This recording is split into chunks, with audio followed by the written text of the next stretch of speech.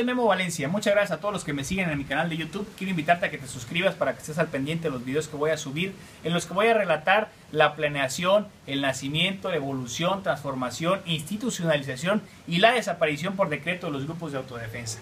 Estate al pendiente porque analizándolo seguramente podrás encontrar lo más cercano a la realidad de este gran circote que pasa en Michoacán. El día de hoy, después de que se consumara una de tantas imposiciones de Alfredo Castillo, ahora en la dirigencia estatal del PRI, bueno, pues súbitamente, después de unos minutos, regresamos a la triste realidad. Sí, porque fue asesinado, arteramente asesinado, el síndico municipal de Sitzio, mismo que venía de dicho evento y que se convirtió en una cifra más de esas estadísticas de tantos homicidios que hay al mes y que desafortunadamente siempre son negados por las cifras alegres de Alfredo Castillo, quien parece que vive en otro Michoacán, o que los más de 4 millones de michoacanos viven en un estado alterno, en una realidad alterna, porque su realidad contrasta totalmente con las declaraciones de Alfredo Castillo, que piensa que Michoacán es Castilandia. Sí, y que, bueno, pues como ustedes sabrán, el papá del síndico municipal de Sitzio fue asesinado hace apenas unos cuantos meses.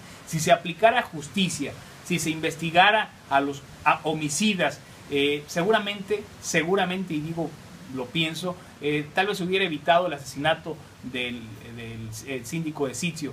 Y el de ese asesinato, como el de su padre, al igual que el presidente municipal de Santana Maya, al igual que el exdiputado local Osvaldo Esquivel Lucatero, al igual que el expresidente municipal de Tanuato, pues son varios más que siguen en la impunidad. Yo me pregunto dónde están los asesinos de esas personas. Inclusive nos quisieron vender el montaje de que se fabricó un chivo expiatorio con el caso del presidente de Tanuato, con Enrique Hernández, líder de las autodefensas de Yurecuaro, y afortunadamente después se hizo justicia. Pero la justicia en Michoacán es totalmente negociable, al igual que la impunidad. Es decir, pueden aparecer fotografías de hijos de exgobernadores con criminales como La Tuta y no les pasa absolutamente nada, ni siquiera los investigan, pero no detengan a un líder social como el doctor Mireles, que ha luchado por la libertad y la seguridad de su pueblo con una pierna de pollo, porque lo consignan por portación de armas de uso exclusivo del ejército, y no solamente eso, sino que le hacen una crucificación pública, un linchamiento mediático al raparlo, quitarle el bigote y exhibirlo en todos los medios de comunicación. Ese es el Michoacán de Alfredo Castillo. Y si ustedes creían que la oscuridad y perversidad de Alfredo Castillo Cervantes era nueva, quiero decirles que están muy equivocados, porque les voy a decir quién es Alfredo Castillo Cervantes.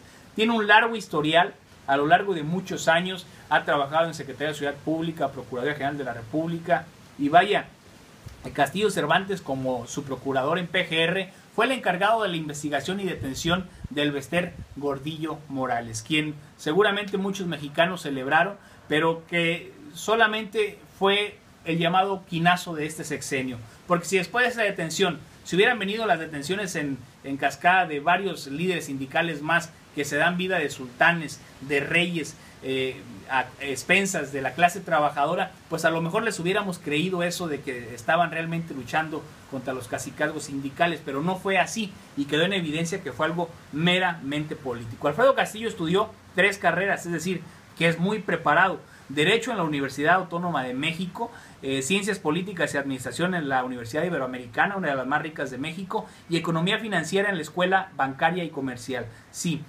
Alfredo Castillo es una persona muy preparada, pero yo creo que muchos de los problemas que tiene México, de esa difícil realidad que vivimos los mexicanos, es porque precisamente los destinos de nuestro país y la Procuración de Justicia está en las manos de yuppies, de juniors como Alfredo Castillo, que tiene una realidad difícil a la de millones de mexicanos que nos formamos en escuelas públicas, que dejamos de comer para comprar nuestros libros, que nos pusimos a trabajar para poder pagar nuestros estudios, y que vaya, su realidad contrasta a la de la gran mayoría de los mexicanos, y por eso piensan que las cosas son simples y sencillamente puros montajes mediáticos. Quiero decirles que Alfredo Castillo se hizo famoso, tomó relevancia con el caso de la niña Polet. Ustedes recordarán que él fue la primera persona que, como su procurador de la Procuraduría General de Justicia del Estado de México, llegó a la casa de la familia, de los padres de la niña Polet, la familia Guevara Fará, y que vaya, dio una serie de conclusiones e inverosímiles investigaciones que los mexicanos simple y sencillamente no nos creímos. Ustedes recordarán los montajes que se hicieron a través del programa televisivo de Denise Merker, que desde entonces ya había un vínculo muy directo ahí con Alfredo Castillo, y que casualmente Denise Merker fue la que estuvo siempre presente en todos los eventos importantes de los autodefensas de Tepalcatepec y que los difundió en su programa. Bueno, pues desde entonces ya se veía un vínculo ahí muy directo entre dicha periodista y Alfredo Castillo Cervantes. Entre otras inverosímiles conclusiones, les voy a decir algunas. Dijeron que el perro que llevaron a localizar o a investigar al departamento de la familia Guevara Fara no detectó la presencia del cuerpo de la niña porque estaba entrenado solamente para olfatear seres humanos vivos, no así cadáveres. Es decir, ¿quién les va a creer esa mentira? ¿Cómo es posible que se burlen de la inteligencia de los mexicanos de esa manera? ¿Cómo es posible que un perro entrenado nada más pueda olfatear seres humanos vivos y no una niña que había fallecido? Caramba, es increíble. Y otra de las cosas que dan risa es que dicen que la niña Paulette rodó sola al lugar donde la hallaron, debajo del colchón, y al tratar de salir se enredó con las cobijas. Al quedar envuelta en las sábanas, el cuerpo de Paulette quedó como embalsamado, fueron las palabras de Alfredo Castillo. Por eso no se descompuso ni emitió olores. ¿Quién les va a creer que un cuerpo no se va a descomponer envuelto en una sábana y que por eso no emite olores? Caramba, pues ni que estuviera en un refrigerador. Eso es realmente lamentable, cómo se burlan de la inteligencia de los mexicanos. Y no obstante, esas irregularidades no solamente no lo corrieron o lo consignaron, sino que lo premiaron nombrándolo de su procurador a Procurador General de Justicia del Estado. Es decir, que premian la incapacidad. Hay otro caso que es el caso del Coqueto. Tal vez se acuerdan de él, una persona que asesinó a 7 mujeres, a 8 mujeres, y a 7 de ellas las mató. Esta persona que violó a 8 mujeres, que asesinó a 7 de ellas, se llama César Armando Librado Lagorreta, alias el Coqueto. Se acordarán que, como todos los casos de Alfredo Castillo, fue muy mediático, salió en varios medios de comunicación nacionales. Es la persona que, estando en un tercer piso en las instalaciones de la Procuraduría, que siendo vigilada por 3 elementos de la Procuraduría del Estado de México, se les escapó por la ventana y desde un tercer piso pues, se dio a la fuga. Después lo detuvieron y el flamante procurador Alfredo Castillo le autorizó una operación de más de 300,000 pesos para que el señor no quedara lastimado de la columna y pudiera caminar sin ningún problema. Pues en ese caso, los familiares de las 8 mujeres que fueron violadas, 7 de ellas asesinadas, se quejaron de que Alfredo Castillo Cervantes atendía mejor, ojo con esto, atendía mejor al asesino y violador que a los familiares de las víctimas. Es decir, que desde entonces Alfredo Castillo Cervantes ha tenido una fijación por llevarse mejor con criminales que con la gente buena o con las víctimas de los criminales. Y a eso se suma una gran lista de antecedentes, y quiero mencionarles otro, que es de cuando él era procurador en el 2012. Jessica Lucero, una jovencita de 14 años, denunció ante el Ministerio Público de San Cristóbal haber sido víctima de violación. Se identificó al agresor, fue señalado, lo conocían como el Kiko, de nombre Carlos García San Juan, de 22 años.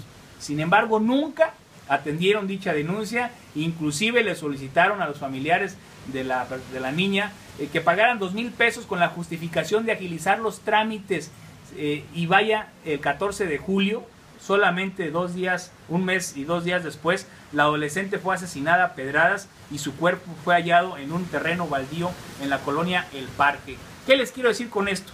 Que Alfredo Castillo Cervantes necesitan matar o asesinar a alguien para que le haga caso.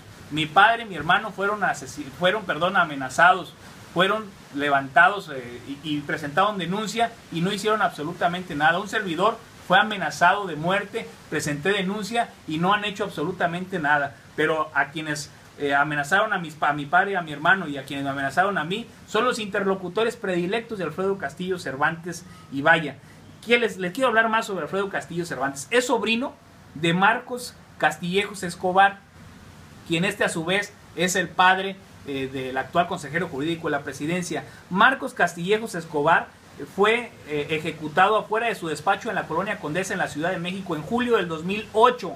Castillejos Escobar era abogado de varios mandos de la Agencia Federal de Investigación y participó en la investigación de casos polémicos como el asesinato de Paco Stanley. Ustedes recordarán a él que fue conductor de TV Azteca y de Televisa. Bueno, también participó en la defensa de los hermanos Briviesca, los hijos de la esposa de Vicente Fox, Marta Sagún. Fue defensor, ojo, de Genaro García Luna cuando cuando el entonces secretario de Seguridad Pública, Alejandro Gers Manero, lo acusó en 2001, ojo, de irregularidades en la adquisición de equipo y armamento en la entonces Policía Federal Preventiva, donde había sido Genaro García Luna director de inteligencia. Desde entonces el vínculo de Genaro García Luna con la familia de Alfredo Castillo Cervantes.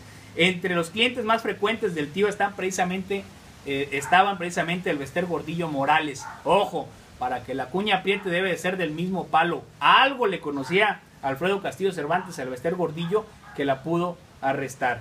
Su primo es, como ya lo había dicho, Humberto Castillejo Cervantes, quien ahora es consejero jurídico de la presidencia. Yo me pregunto, los antecedentes de Alfredo Castillo en el gobierno federal datan desde los tiempos de Vicente Fox, cuando el general Macedo de la Concha era procurador general de la República, es su padrino, es el que lo invitó a trabajar. Después trabajó en la Agencia Federal de Investigación con Genaro García Luna, cuando fue director de la AFI, y en todos los cargos que ha tenido Genaro García Luna en la Secretaría de Seguridad Pública Federal. ¿Dónde estaba Alfredo Castillo Cervantes cuando la familia michoacana, los caballeros templarios, extorsionaban, traficaban, asesinaban presidentes municipales, extorsionaban presidentes municipales? Cuando sentaron sus reales, ¿dónde estaban esos señores? No nos quieran vender ahora el cuento de que es el Salvador de Michoacán. Yo los invito a analizar todos estos puntos y se darán cuenta de cómo todo esto es un fraude, un circo que nos quieren vender a los mexicanos. Muchas gracias.